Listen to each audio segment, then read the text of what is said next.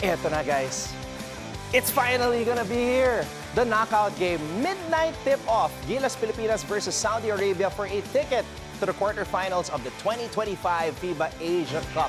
You can feel the tension in the air like we've been holding our collective breaths since the opening game. Now this has not been the smoothest ride, as you can see. Well, let's be honest. We dropped the first two games and it felt like the bus had a flat tire. And then, boom! August 9, win on the board. And Dwight Ramos, the TCL player of the game, putting in the kind of effort that makes you check the box score twice. Now, Dwight is logging in 32.7 minutes per game. That's the most on the team. And aside from Justin Brownlee, he's actually the only Gilas player scoring in double digits. Now, speaking of Justin Brownlee, as we see Dwight Ramos' numbers in the tournament, Brownlee may be 37 years old and still out there playing like it's a barangay league where pride's on the line. This is vintage Noipi stuff. Here's the reality. This is Justin Brownlee and Dwight. They've been carrying over half of Gilas' offense, 50.2% of the total points in the tournament so far. That's 40 of the team's 79.7 per game in the prelims, which means if we're gonna keep dancing in this tournament, the rest of the roster, they have got to show up. No passengers tonight. Okay? So, eto yung sinasabi ko kanina.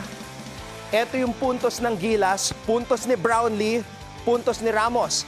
Only two Gilas players scoring in double digits, but the rest of the team, ayan lang ang nabibigay.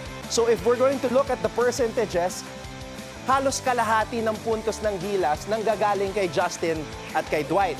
So the rest of the team, kailangan mas lumaki pa to para matulungan etong dalawang manlalaro natin na si Brownlee at si Ramos. Ngayon naman, let's talk about our opponents because history is on our side.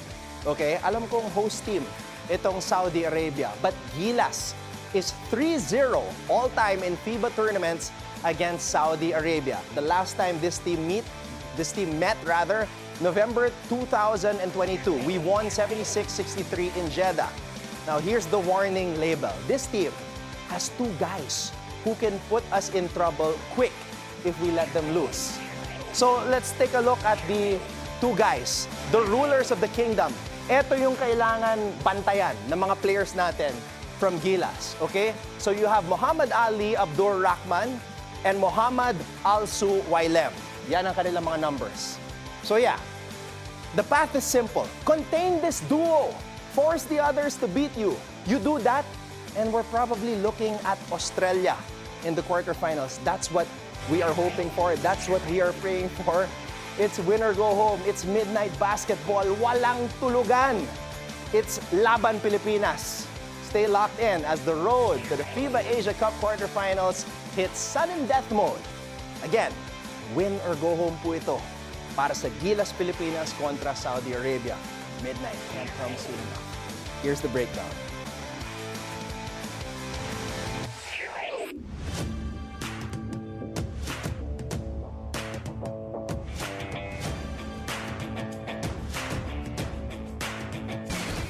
And that's the setup for tonight's knockout. Gilas fighting for survival, Saudi Arabia trying to play spoiler. Two teams, one court, 40 minutes to decide it all. Midnight in Manila. The stage is set. The pressure is real. So lock in, and as always, keep your eyes on the prize.